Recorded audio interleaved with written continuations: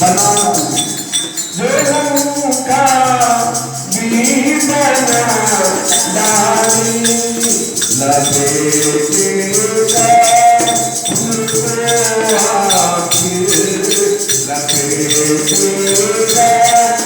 उनको आखिर बड़ा संतान होता है लपेटेगा उनको आखिर बड़ा संतान होता है करे भगवान ज्ञान करे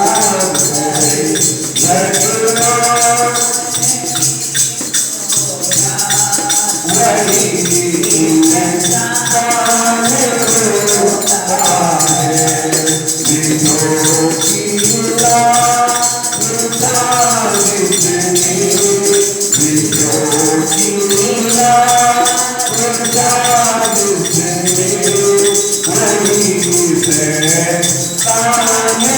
होता है विधो की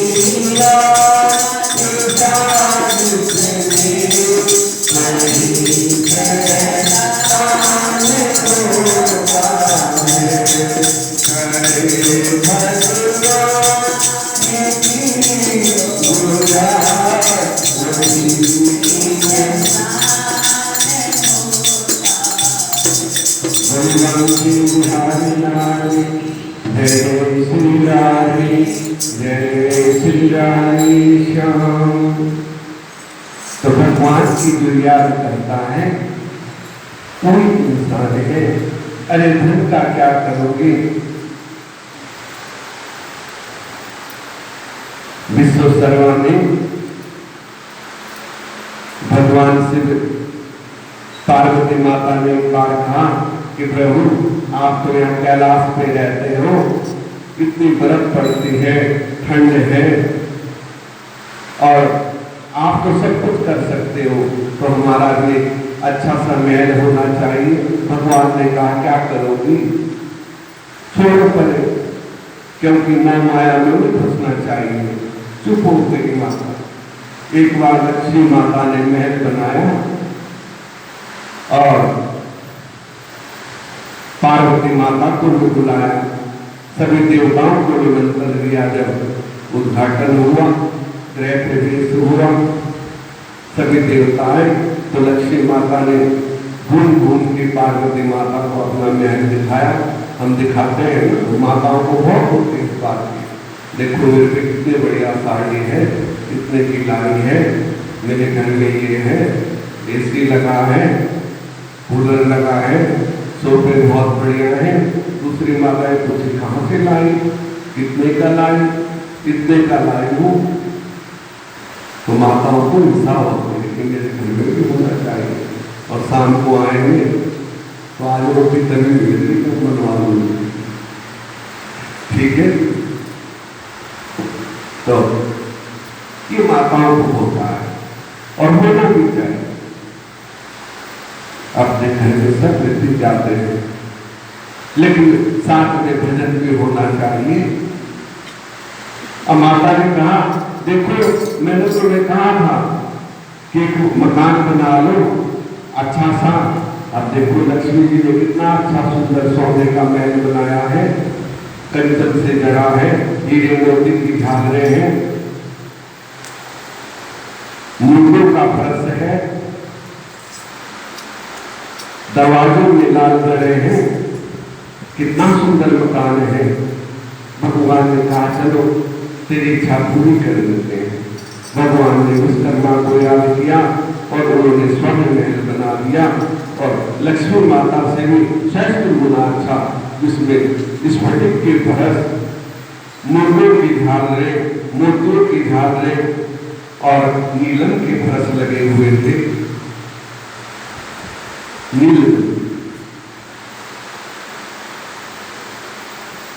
अब माता ने लक्ष्मी माता को बुलाया, सभी देवताओं को बुला के उन्हें मुझे दिखा रहा था ना, तो मैं भी दिखाऊंगा। यज्ञ हुआ, विश्वकर्मा उस समय ब्राह्मण थे, यज्ञ में आए और यज्ञ हुआ। और पहले पता क्या होता था, जब दक्षिणा का, आजकल तो हम लोग क्यों दुखी हैं, इसीलिए तो दुखी हैं, हम कोई प्रोग्राम करते हैं, कई कई लाख रुपए लगा देते हैं, 50-50 लाख, करोड़ खर्च कर देते हैं। और जो पंडित जी पूजा कर रहे, जब उनकी बारी आती है तो और उनका श्राप देते हैं, क्योंकि पंडित जी ने कहा कि भाई इतनी दक्षिणा दे, हम लड़ाई कर देते हैं।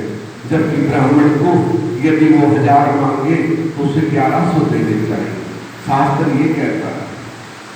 प्रथम तो उसे मांगने ही देना चाहिए। यदि उन्हें 2 मांगे तो 2100 बढ़ा के देना चाहिए, क्योंकि हमें बढ़ोतरी करनी है।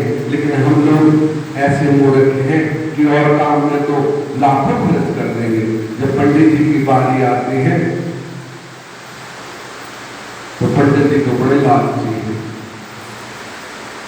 और उनका अपमान कर देते हैं। बता, ब्राह्मण जिससे तुम यज्ञ करवा रहे हैं वो तुम्हारी प्रतीक्षा में बैठा है, यदि उसे दोगे भी, ब्राह्मण को तो ऐसे ही दान देना चाहिए, और वो तो तुम्हारा कर्म करवा रहा है, तब वहां मूर्खता कर देते हैं। ये मत सोचना कि मैं भी करवाता हूं तो तब मैं कह रहा हूं, मैंने तो शादी करवानी छोड़ दी कि क्यों किसी से पकड़ा लेना, अपने 2 रोटी खानी भगवान दे रहा है। बहुत जो कहता है कोई शादी के लिए उनको मना कर देते हैं। लोग कहते हैं तो देखिए आप करवाना नहीं जानते, तो हम जानते हैं।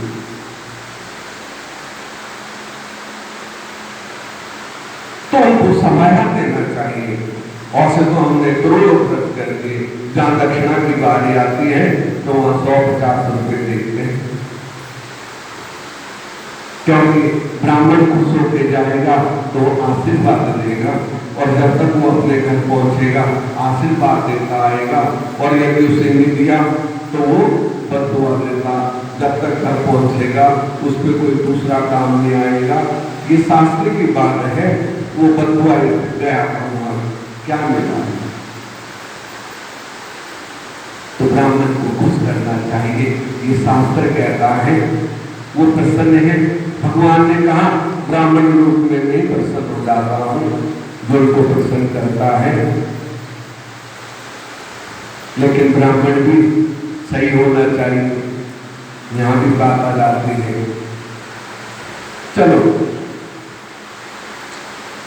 अब यज्ञ हुआ, दक्षिणा की बारी आई।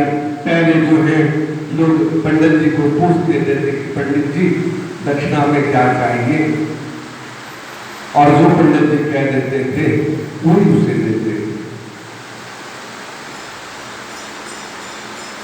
कथाएं बहुत हैं। अब विश्वेश्वरैया ने कहा कि प्रभु आप दक्षिणा देना चाहते हो तो ये महली मुझे दक्षिणा दे दो। हम कहते हैं घर बनाया, पंडित जी कह रहे हैं घर बनाया, ये मुझे दे दो। पंडित जी के ऐसे कर देते, मार मार के थोड़ा हाथ कर देते। क्यों? कि दियो तुझे घर, मैंने तो कैसे कैसे बनाया है। घर क्या उसे यम घर बता देते आजकल ऐसा ही। लेकिन सब नहीं, कोई है दानी भी है, ऐसी बात नहीं है। जब दानी है तभी तो ये नजदीकी की है। तो विश्वेश्वरैया ने कहा कि मैंने मुझे दे दो, और भगवान ने तत्काल संकल्प कर दिया।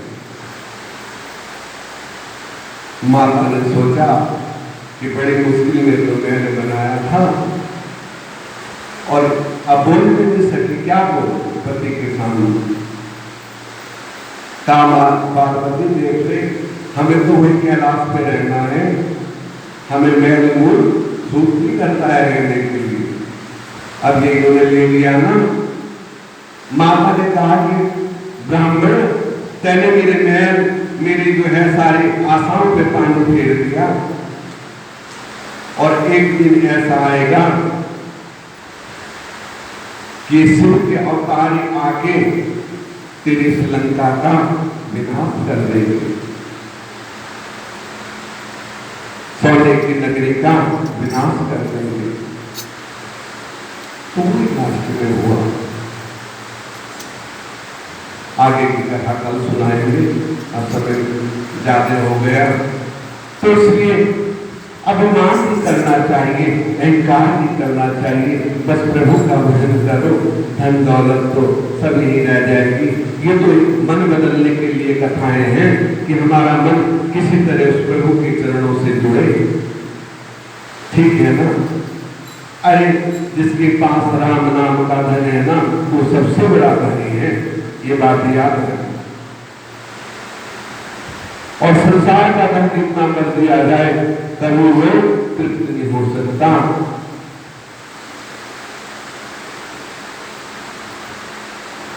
या हो सकता है, कभी नहीं हो सकता।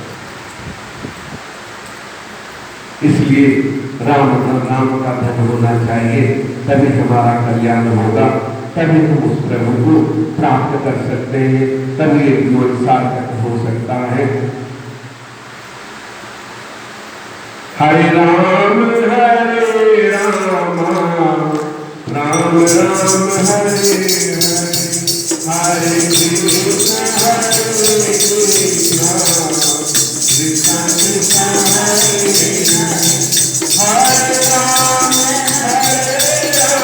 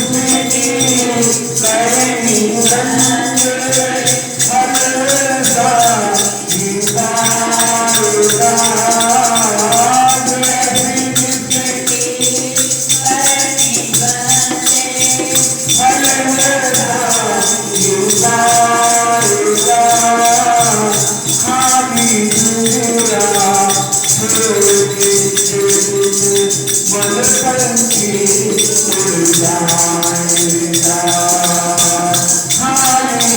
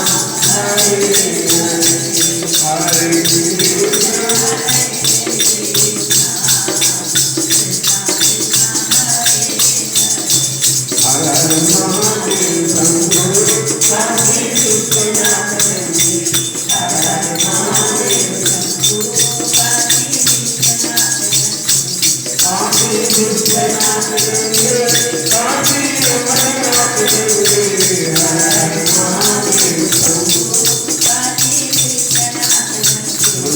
भगवान